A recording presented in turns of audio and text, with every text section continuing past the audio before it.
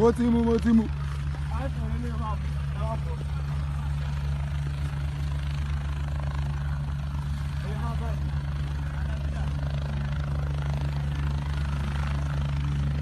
Mo ga tẹ̀tù lọ sí yẹ.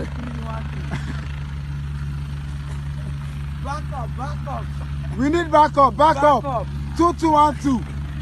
Hello, I need more security. NN313. We need backup. How did you get it there? You be full. NN313.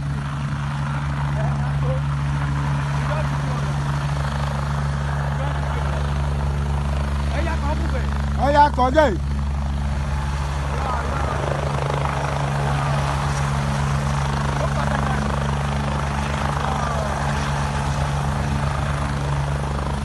Ìfúkẹ́ náà sí náà. Mo sí náà yìí.